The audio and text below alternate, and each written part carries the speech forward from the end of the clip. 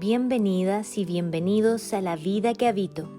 En esta temporada titulada Explorando el Yoga Iyengar, nos sumergiremos en el fascinante universo de este método junto a una invitada excepcional, Macarena González Carmona.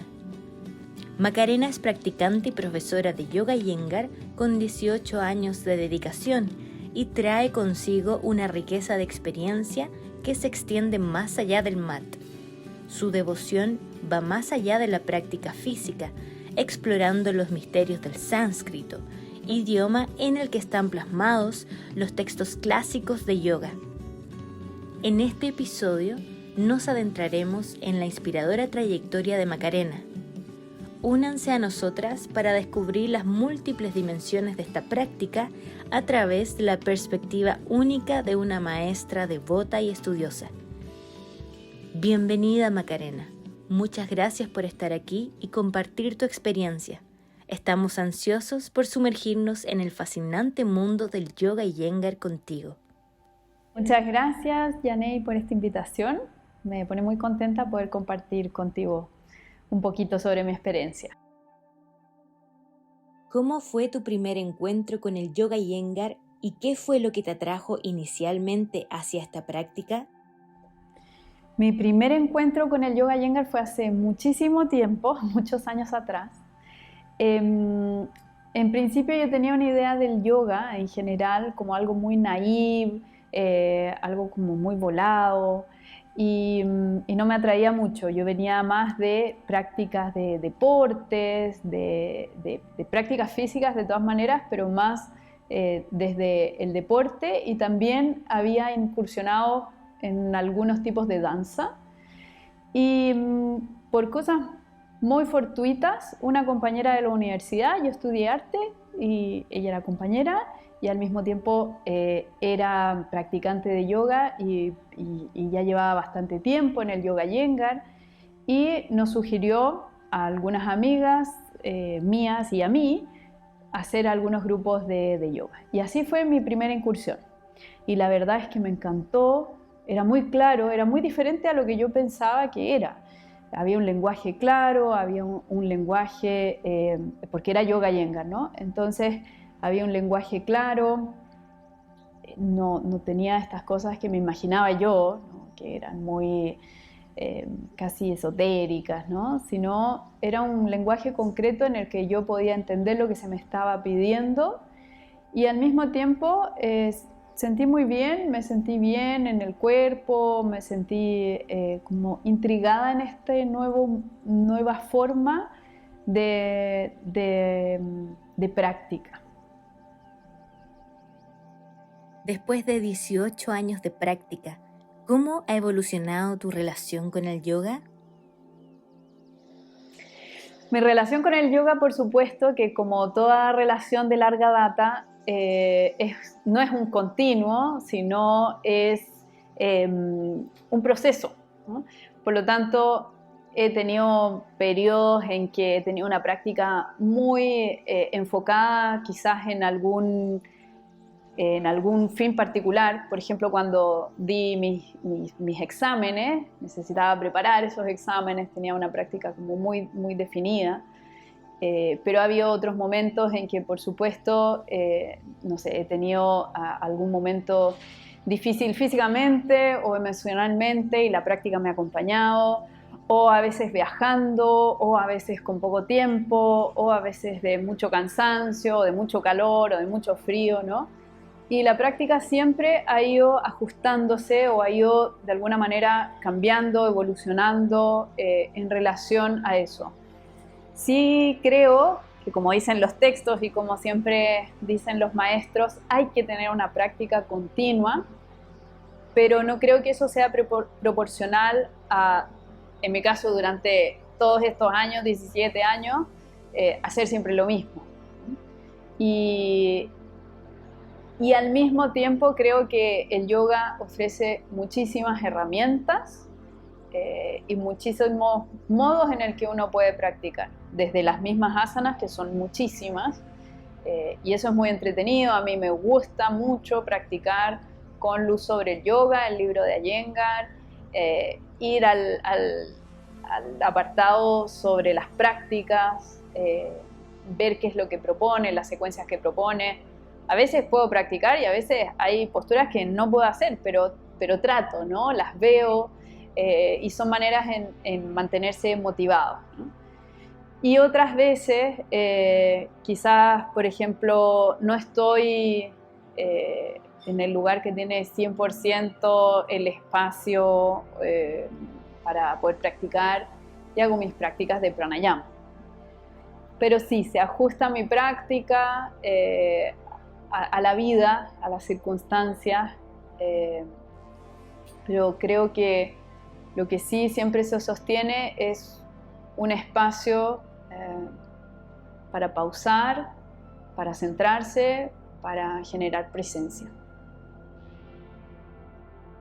Tu estudio del sánscrito es impresionante. ¿Cómo surgió la idea de sumergirte en este antiguo idioma y cómo ha impactado directamente en tu comprensión de los textos clásicos de yoga?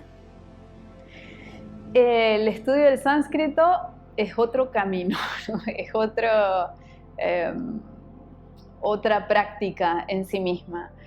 Mi interés llegó a partir de los textos y la terminología que usamos en las clases de yoga, en las prácticas de yoga, de manera súper coloquial, ¿no? En el método Iyengar nombramos las posturas con nombres en sánscrito. Y si bien siempre hay una traducción, ya uno empieza a escuchar y algunas palabras se empiezan a hacer más conocidas y uno empieza a aprender ciertas palabras que están en las posturas de yoga, ¿no?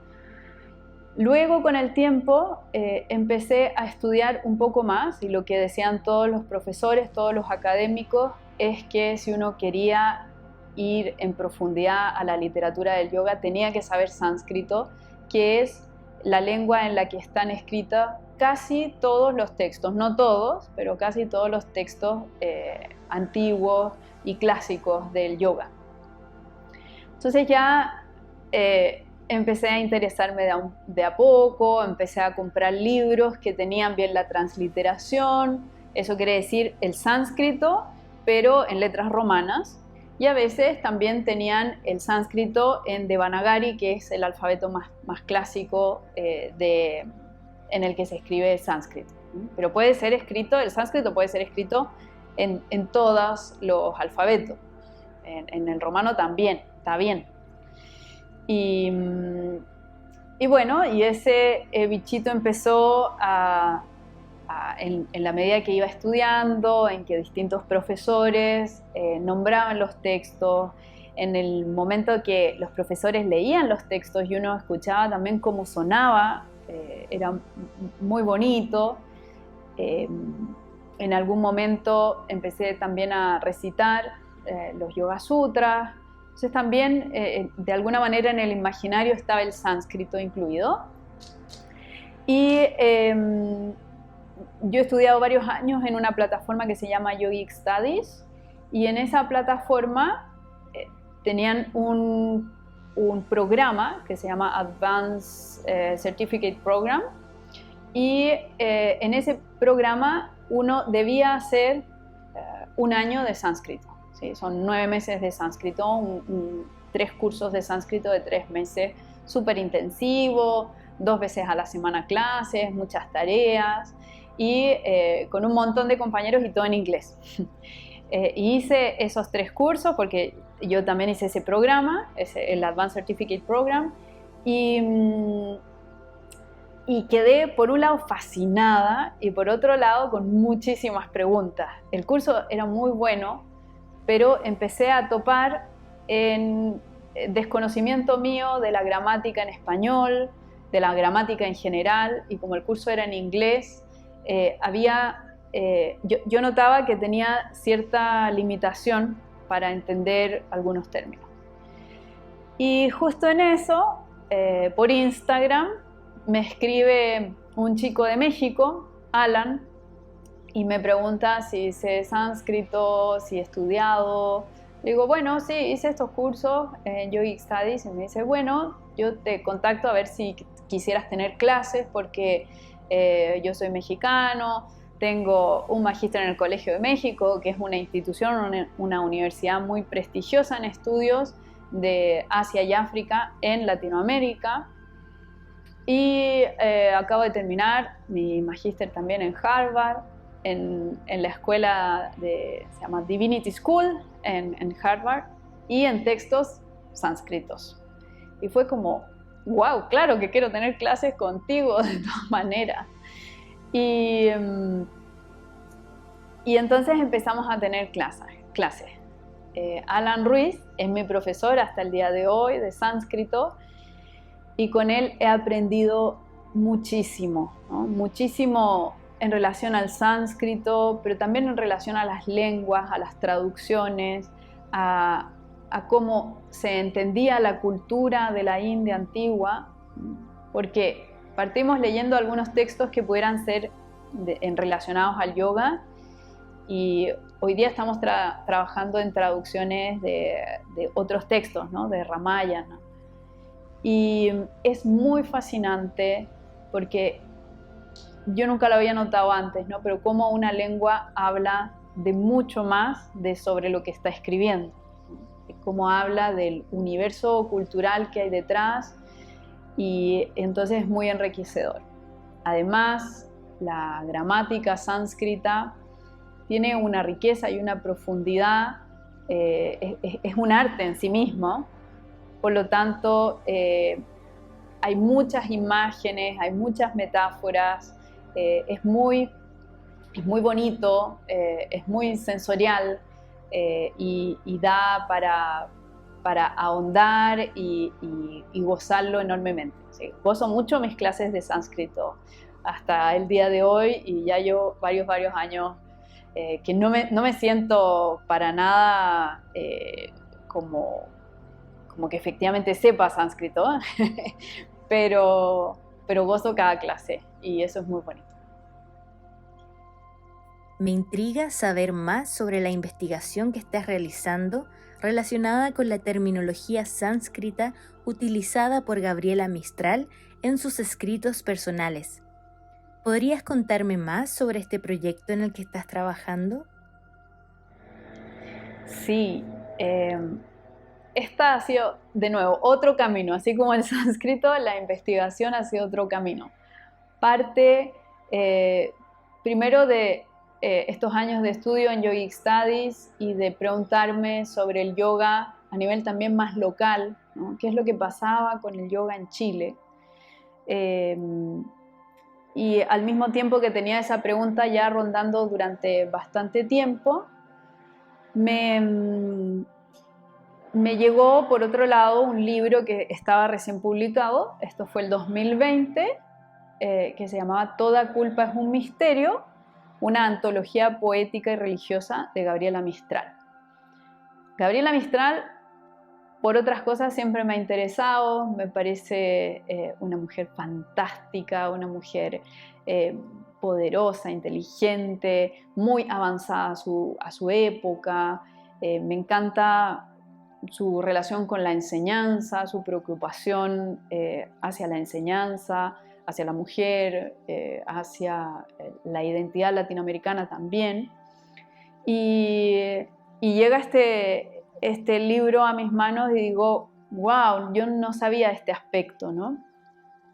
Tiene que ver también mucho con cómo se ha usado durante mucho tiempo la imagen de Gabriela Mistral, más asociada a esta idea de la profesora rural que escribía poesía para niños, y que era muy pechoña, y si es cierto que ella tenía una relación muy directa con los jesuitas, tenía un mundo espiritual muy complejo y gigante.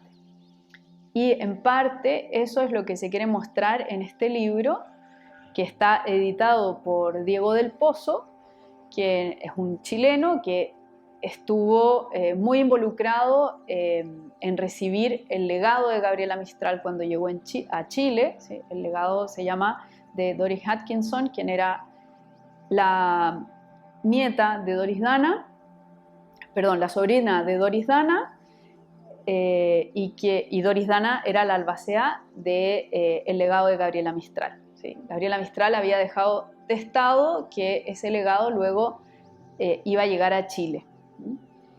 Entonces pasaron algunos años entre que murió Doris Dana y que Doris Atkinson se dio cuenta que esto no había sucedido, no se habían entregado su legado al Estado chileno, y ella hace todo este proceso.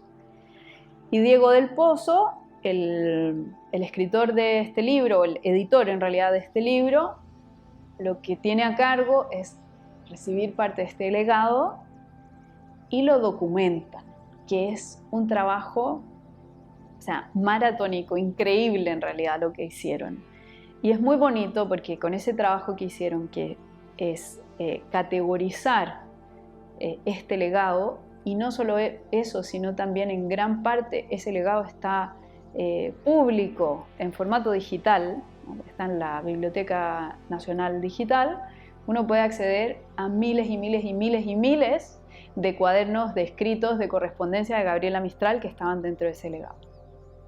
Y cuando Diego del Pozo empieza a hacer esta revisión, se da cuenta que hay muchos de los escritos íntimos de Gabriela Mistral relacionados a prácticas espirituales, religiosas, y le llama mucho la atención, y después de un tiempo, ¿no? Después de haber hecho todo este trabajo del legado, va a sacar este libro, que son recopilaciones de varios textos en que Gabriela Mistral habla de lo espiritual, de lo religioso, desde distintos puntos de vista. Y en estos escritos, cuando llega el libro a mí, ¿no? Empiezo a ver estos escritos y veo terminología sánscrita, y sánscrita, digamos, técnica yógica, ¿no? ¿En qué sentido? Por ejemplo, palabras como yoga, ¿no? Palabras como bhakti, palabras como jnana, palabras como samadhi. Y empiezo a pensar cómo Gabriela Mistral habrá llegado a estos términos. ¿Por qué está usando estos términos? ¿De dónde los escuchó? ¿De dónde los leyó? Sabiendo también algo de Gabriela Mistral, uno puede saber que ella no hacía las cosas sin profundidad, ¿no? Entonces digo, esto no es algo que escuchó y se le ocurrió y escribió, ¿no? Esto es algo que ella venía estudiando. Y me contacto con Diego del Pozo, que él fue muy amable conmigo y que me ha ayudado un montón. Y él me dice, bueno, tienes que buscar su biblioteca privada. La biblioteca que estaba en gran parte en la casa de Gabriela Mistral en el momento de su muerte, también está dentro del legado que llegó al Estado de Chile, y hoy día está en el Museo Gabriela Mistral de Vicuña, en Vicuña, ¿no? En el norte de Chile. Y entonces él me dice, anda y revisa esos libros. Me ayudó porque finalmente pude llegar, no es una biblioteca, son libros museográficos, porque tienen sus escritos, las anotaciones de Gabriela Mistral, subrayados, ¿no? Y cuando llegué ahí me encontré con un mundo increíble, porque había efectivamente muchos libros relacionados, bueno, a la Sociedad Teosófica, a los Rosacruz, a Rudolf Steiner, a distintos místicos católicos, todo un mundo que también en la época de Gabriela Mistral eran ideas que estaban circulando, la idea de lo oriental, o los orientalismos, ¿no? Las ideas de Asia. Pero al mismo tiempo, ¿sí?, había libros muy específicos. Bhagavad Gita, Yoga Sutras de Patanjali, ¿no? Había varios libros de Ramacharaka, ¿no? De Yogi Ramacharaka, que a uno pareciera por el nombre que es indio, pero no es indio, ¿no? Vivekananda, ¿no? Entonces había un montón de libros. Yo pensaba encontrarme con uno quizás o dos, pero había un montón de libros que ella había leído, que ella había estudiado, y que había profundizado y que claramente entonces estas ideas no eran aleatorias, sino que venían detrás de un estudio. Y específicamente no estaba en el Museo de Vicuña, pero sí también, y a partir de la guía de Diego del Pozo, me encuentro con un documento que es una carta enviada a Gabriela Mistral, que la saluda como muy distinguida yoguista. ¿No? Digo, a ver, ¿cómo es esto? ¿No? ¿Quién manda la carta? ¿Por qué la nombran de esta manera? Era Gabriela Mistral una practicante de yoga, ¿no? Una yoguista, y quien envía la carta es Sheri Ballera, Benjamín Guzmán Valenzuela, que es el director de la primera escuela de yoga en Chile, llamada Sudha Dharma Mandala. Luego mi investigación hoy día está centrada en esa primera escuela de yoga en Chile, pero el camino para llegar a esa investigación es estos escritos místicos de Gabriela Mistral. Esta investigación, pero que está centrada en la primera escuela de yoga en Chile, más que en Gabriela Mistral, va a ser parte de un libro que están editando dos académicos, que son Borayín Larios y Adrián Muñoz, ambos mexicanos, y que están haciendo un libro sobre el yoga en Latinoamérica en general. Y me invitaron a tener un capítulo en el que yo voy a hablar sobre esta primera escuela de yoga en Chile. Se va a nombrar algo de Gabriela Mistral, pero básicamente mis conclusiones son que fuera de esa carta, ¿no? Que efectivamente nos habla de un vínculo entre la primera escuela de yoga en Chile y Gabriela Mistral, lo concreto es que las prácticas que ella pudo haber tenido no las sabemos, ¿no? En ese momento las prácticas son muy íntimas, son muy privadas, y aunque Gabriela Mistral tiene muchos cuadernos donde habla de terminología sánscrita, habla de prácticas, ¿cuántas prácticas habrán sido concretas? A mi juicio eso es una especulación hoy día, pero vamos, que sería maravilloso en verdad tener más antecedentes o que alguien pensara de otra manera y poder discutirlo. Así que si alguien ve esto y tiene, no sé, más información y quisiera discutir, es increíble. Sí. ¿Cómo integras la filosofía del yoga en tu vida diaria? La primera contrapregunta sería, ¿qué filosofía? Porque a veces pensamos que existe solo una única filosofía del yoga, pero existen muchas. Y en la medida que uno va estudiando, también se va dando cuenta de que en realidad más que filosofía, esa palabra como tan griega, las escuelas de yoga tienen ontologías diferentes, son sistemas ontológicos, sistemas de percibir el mundo que pueden ser entre diferentes escuelas muy, muy distintos, a veces similares en algunos aspectos y otras veces no. En lo personal, más que pensar en apropiarme de esas ontologías, el proceso mismo de estudiarlas me parece una reflexión en la que ahondo de alguna manera, ¿no? A mí personalmente me cuesta como leer algo y creerlo y ya. También en general mucho de las enseñanzas del yoga tienen esto de la práctica, ¿no?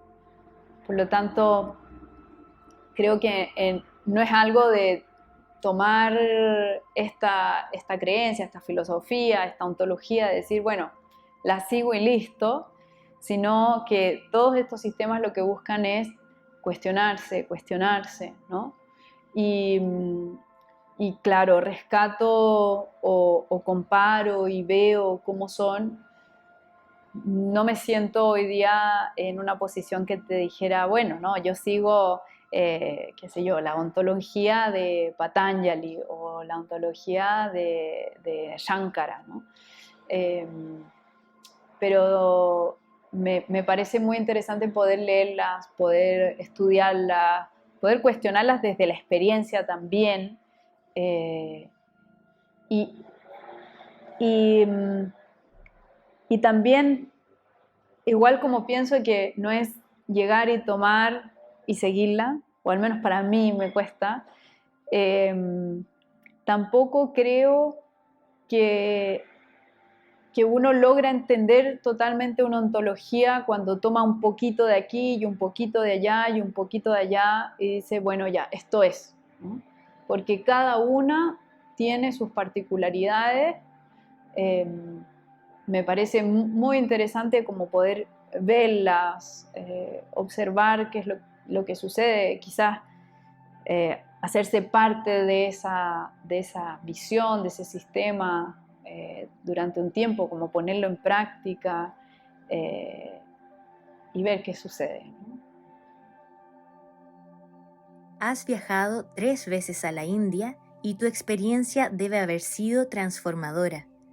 ¿Podrías contarnos cómo estos viajes han enriquecido tu vida, tanto personal como profesionalmente?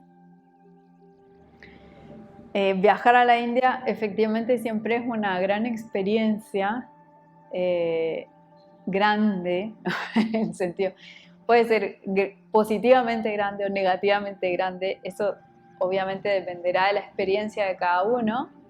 En mi caso efectivamente he ido 3 veces a la India. La primera vez que fui fue el 2013, fui directamente a Pune, ¿no? Y esto a partir de un amigo muy querido que él es seguidor del budismo y me hacía énfasis en cómo si los maestros están vivos hay que estar cerca, ¿no? Hay que ir cerca, si uno puede hay que ir. Y bueno, teniendo estas conversaciones dije, ay, tengo que ir, ¿no? Guruji, BKS Iyengar, estaba vivo en ese momento, tengo que ir. Y justo mi amigo además vivía en Nepal, entonces fui a ver a mi amigo a Nepal y luego me fui a Pune. Y claro, para ir es todo un cuento, ¿no? Ir a la India, lo que uno tiene que preparar. Tuve también parte de ayuda de mis papás, pero durante mucho tiempo preparando el viaje también económicamente para poder viajar. Y llegué a Pune y voy al instituto, ¿no?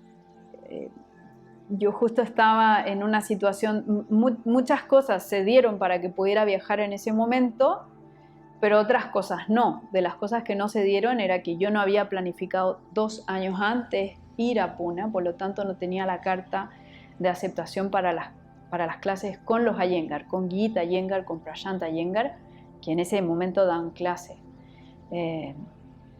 Y entonces llegué al instituto a pedir si por favor me aceptaban ir a clases.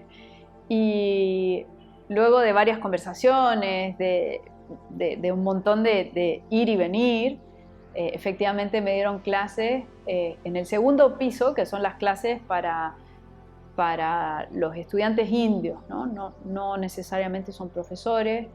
Por lo tanto, tuve una experiencia muy bonita yendo a clases generales con personas, digamos, de a pie, no eran clases con otros profesores. En el primer piso había clases de puros profesores y ahí estaban todo el jet set, digamos, del yoga Iyengar. Pero claro, lo más impresionante es que cuando llegué a hablar por primera vez al instituto, probablemente a muchas personas les ha pasado como a mí, ¿no? Uno conoce el instituto de videos, de documentales, entonces al ir entrando incluso es como estar en un lugar que de alguna manera has visto, has recorrido y fue como wow, qué increíble. Y llego y miro hacia el lado y veo a Guruji durmiendo la siesta como en un sillón afuera de su casa, que para los que no saben, ¿no? Está el instituto y acá está la casa de los Iyengar, está en el mismo lugar. Entonces lo veo y fue como, ¡ah, qué increíble!, ¿no? Duerme la siesta, duerme la siesta. Y entonces ese fue un regalo ya, ¿no? Un regalo muy bonito de esta humanización muy concreta de Iyengar, ¿no? De Guruji. Bueno, y entonces fui, conversé, me dieron las clases y me dieron la posibilidad de práctica personal también. Eso es otro regalo maravilloso, ¿no? Son, no me acuerdo ahora si 4 o 5 horas, donde el instituto está abierto para que todos vayan a practicar ahí. Hay todo, o sea, imagínate que es la cuna del Yoga Iyengar. Están todos los implementos que puedas imaginarte, hay espacio. El instituto tiene una forma, es un espacio arquitectónico muy particular, ¿sí? Porque no es una sala así cuadrada, ¿sí? Sino es octogonal en base al Ashtanga Yoga. Tiene pilares, pero también es muy difícil, no se condice el pilar con las líneas del suelo ni con la ventana de ahí. Entonces, espacialmente hay que estar también muy fijo, pero tiene de todo, de todo. Tiene una plataforma, hay cuerdas, hay grillas, hay distintos como bancas, hay todo. Y estaba Guruji practicando todos los días ahí, ¿no? Junto con todo el mundo. Y yo digo, me voy a poner lo más lejos posible, que ojalá no me vea para nada, ¿no? Porque con su ojo de lince, ahí donde estaba, en su lugar, en el Treslet, de repente decía, ¡hey! Tú de polera verde, súper lejos en el salón, estás haciendo tal o tal cosa. O le decía a Raya, ¿no? Raya siempre estaba muy cerca de él. Raya es otro profesor del instituto, ¿no? Raya, anda y llévale tal cosa a este, o ajusta a tal persona. O también decía Raya, tráeme tal cosa, ¿no? Realmente, es verdad que están todos los implementos, pero hay implementos que no hay miles. Entonces puede ser que Guruji quería, no sé, el slanting de tal forma o de tal manera. Entonces, ¿quién tiene esto? ¿Quién tiene esto? Pero es un momento muy bonito donde en el salón hay muchas personas, cada una haciendo su práctica, a su ritmo, muy en silencio, ¿no? Cada uno hacia adentro. Y ese para mí fue un espacio que yo nunca había experimentado, ¿no? Practicar con más personas en conjunto, cada uno haciendo lo suyo, no es una clase. Tenía mi práctica personal, pero siempre estaba ahí solita. y esto me gustó muchísimo, además de poder dedicarse 100% a la práctica, o sea, desde estas 5 horas ininterrumpidas, para luego irse a casa, al lugar donde uno estaba, a almorzar, y luego por la tarde ir a las clases, volver a dormir y al otro día. Conocí también un montón de gente muy interesante, muy estimulante en general todos. Y también, bueno, Pune es una ciudad ruidosa, es una ciudad contaminada, es una ciudad donde, no sé, hay muchos mosquitos, donde hay mucho ruido, y todo eso se junta como en la experiencia de lo que es India. Y luego las otras veces que he ido fue porque, bueno, había terminado yo el proceso de formación, 6 años de formación en Yoga Iyengar, y tenía la idea de poder buscar una maestra, mujer. Estaba viviendo estábamos con mi pareja viviendo fuera de Chile y de repente, bueno, él me dice, ¿por qué no vas y buscas a tu maestra? Si crees que es lo que hay que hacer, ve y búscala. Y yo empecé a pensar a dónde podía ir y estaba practicando yo yoga Iyengar. Estábamos viviendo en Alemania y estaba practicando yoga Iyengar en una escuela que quedaba un par de horas de mi ciudad, pero ahí iba una vez a la semana, algo así. Y justo en ese lugar me dicen, bueno, va a venir por primera vez a Europa Usha Devi, aquí, ¿no? A este lugar. Dije, hoy tengo que ir. Otra amiga, colega, Ale Campos, había estado donde Usha. Yo ya había escuchado bastante sobre Usha, me llamaba mucho la atención. Y bueno, y que viniera aquí súper cerca fue como, bueno, por algo se dan estos cruces. Y en resumen, vi cuánto costaba ir al seminario, para mí era muchísimo. Vi cuánto costaba ir a India y tomar clases con ella. Bueno, y la proporción era enorme, o sea, era tomar un seminario de 5 días o poder estar allá un mes y medio, ¿no?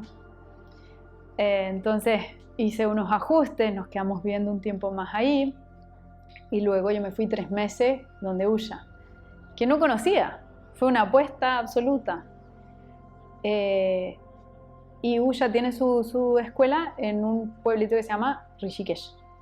Y Rishikesh es un pueblo de montaña, es un pueblo pequeño. Dicen, yo no he ido hace unos años, que ha cambiado, está más internacional, más crecido, pero igualmente es un pueblito pequeño, ¿no?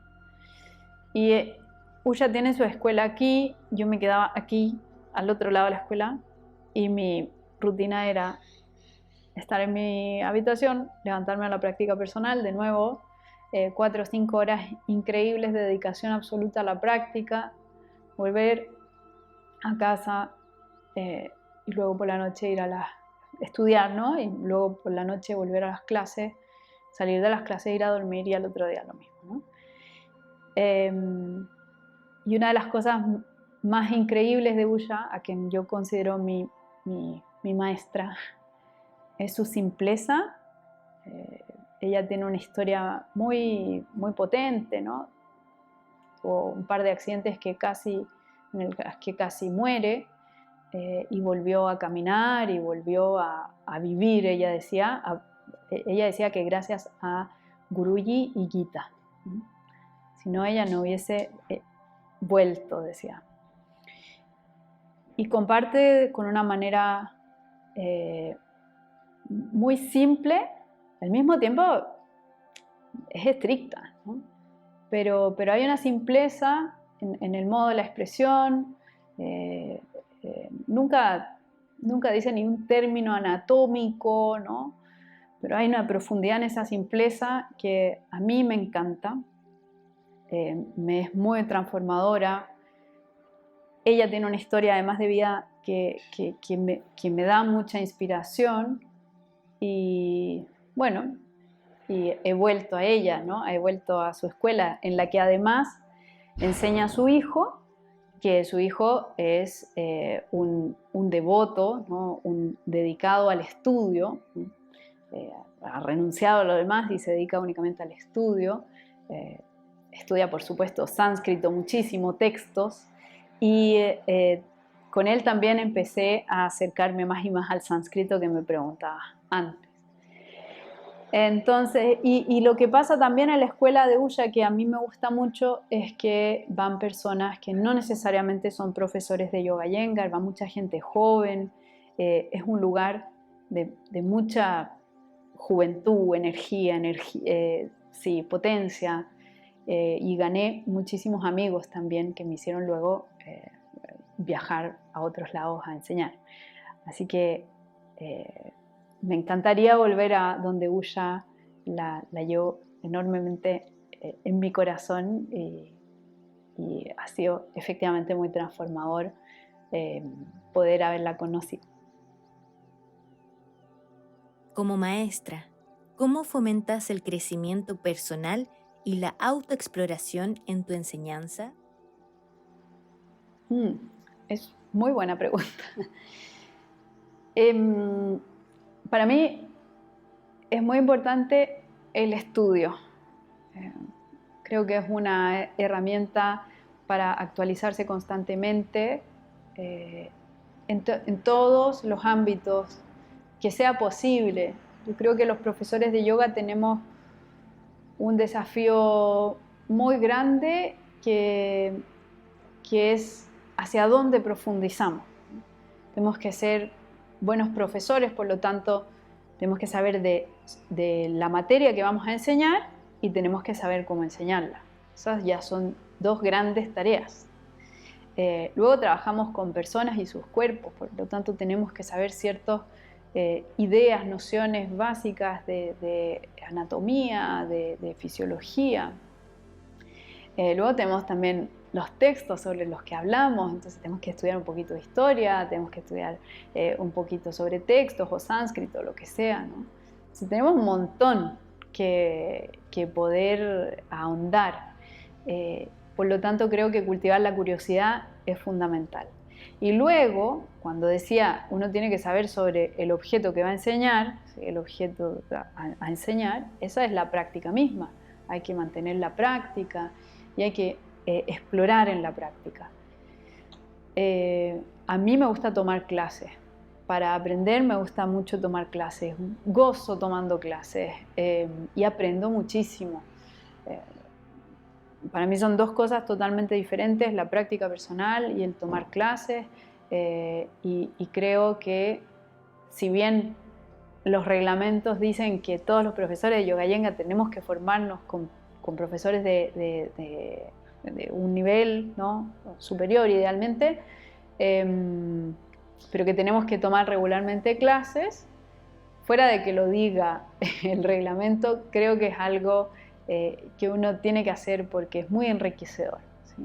Y hoy día tomo clases con mi amiga, colega, que he conocido por los estudios de yoga, ¿no?, Victoria Ders, y las gozo. La verdad es que avanzo, me cuestiono, voy hacia otros lugares. Creo que es muy bonito también tomar clases con diferentes personas, nutrirse de diferentes visiones, sea que a veces a uno le guste o no le guste, pero creo que es importante como profesores mantenernos también como estudiantes y también siempre reflexionando sobre el modo mismo de nuestra pedagogía como profesores. ¿Puedes compartir algunos desafíos que hayas enfrentado en tu enseñanza, así como las gratificaciones que has experimentado? Voy a empezar por las gratificaciones, que han sido muchas en estos años. Efectivamente, a veces pareciera un cliché, pero efectivamente uno aprende muchísimo de quienes practican conmigo, ¿no? Yo prefiero decirles practicantes que alumnos. Y viste que la palabra alumno quiere decir sin luz, ¿no? Entonces es muy fuerte en el ámbito del... Ahora, la usamos todos, está bien, pero por elección prefiero decir practicante. Entonces, mis practicantes son quienes me enseñan todo el tiempo, me enseñan sobre desde cómo guiar las clases, me enseñan a ver también qué es lo que ha pasado en el tiempo, me enseñan a envejecer, me enseñan paciencia, me enseñan, sí, todos los días me enseñan algo nuevo, ¿no? También cuando llegan y me dicen, me dolió esto, me hice esto, tengo un dolor acá, y siempre para mí aprendo muchísimo de ellos. Y al mismo tiempo esos pueden ser los desafíos, ¿no?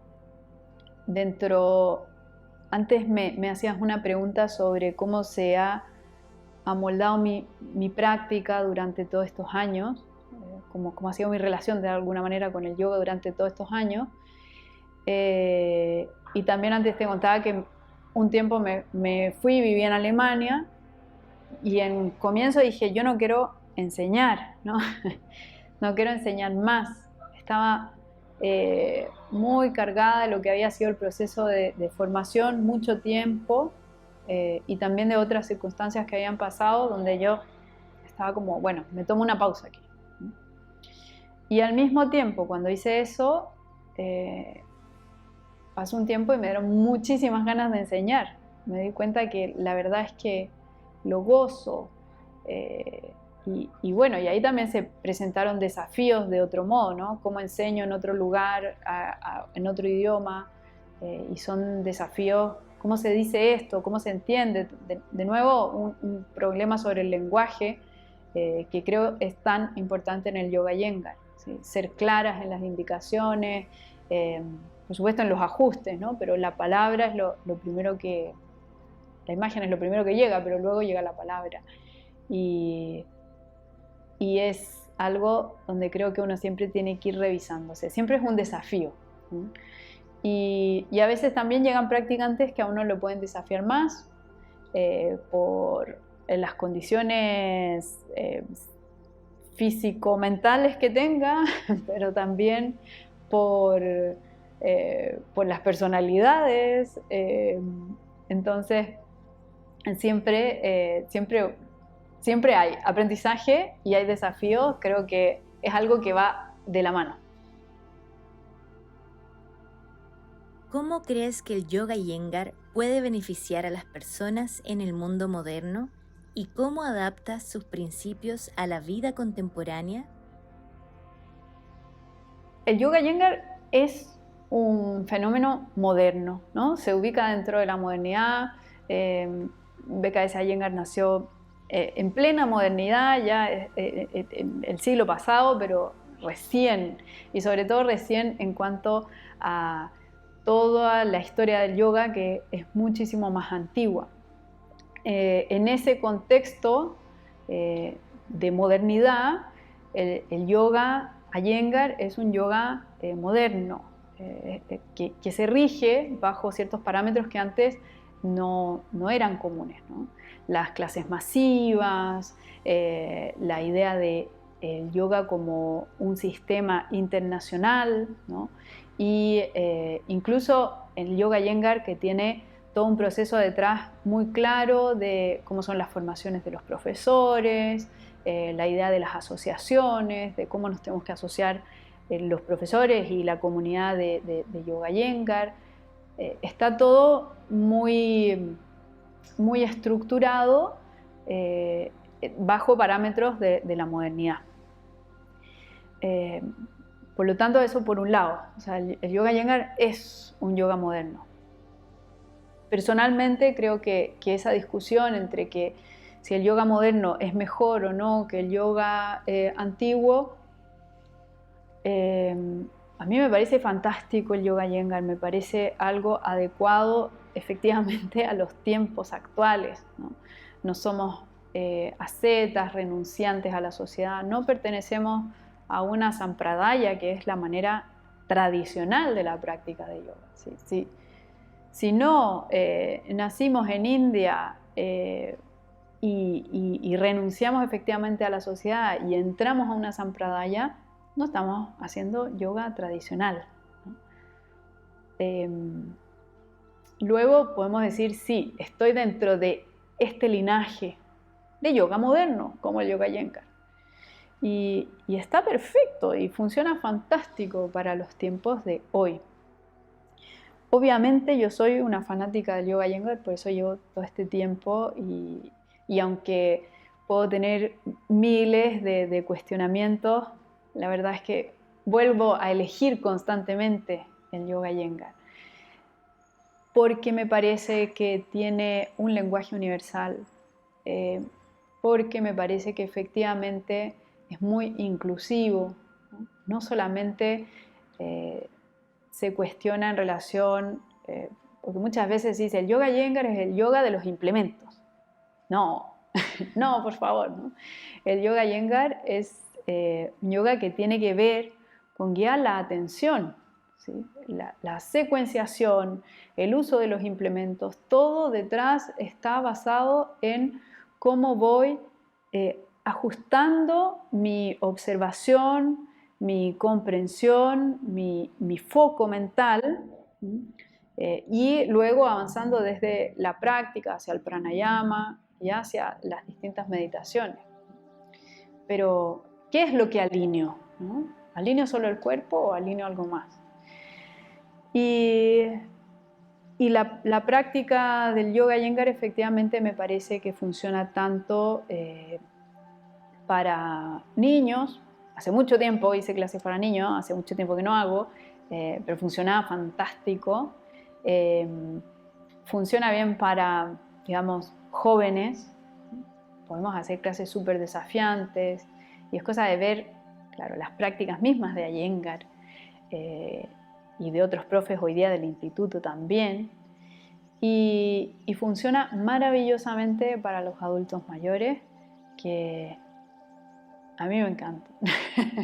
A mí me gusta mucho, aprendo de ellos y realmente me parece que el yoga Iyengar es algo que se puede practicar hasta el último suspiro. Y eso es muy esperanzador, es muy inclusivo y al mismo tiempo es el desafío del profesor el que tiene que adaptarse a las circunstancias, ¿no? Las circunstancias del método reciben o no a los practicantes. Y eso a mí me fascina del yoga Iyengar, muchísimo. Para ir terminando, más allá de las definiciones que encontramos en la literatura, ¿qué significa personalmente para ti el yoga? Para mí el yoga tiene que ver con presencia, ¿no? Y la presencia es un regalo, ¿no? Es un presente. Creo que la práctica de yoga atrae muchos regalos para mí. La idea misma de la práctica constante de estar, ¿no? De asentarnos en asana, pero luego cómo eso se puede traducir fuera del mat también. Y el yoga me ha regalado colegas, amigos, maestros, me ha regalado circunstancias, recuerdos, me ha regalado salud, me ha regalado conocimiento sobre mi cuerpo, mis ciclos, mi mente. Por lo tanto, estoy sumamente agradecida del yoga y sigo viendo que es un constante regalo. Es el mejor de los regalos, el que nunca se acaba, el que siempre te está sorprendiendo. Y me ha llevado a distintos caminos, al sánscrito, a la investigación. Por lo tanto, para mí el yoga es un regalo constante. Y creo que uno puede decir de muy pocas cosas eso. Así que total agradecimiento al yoga.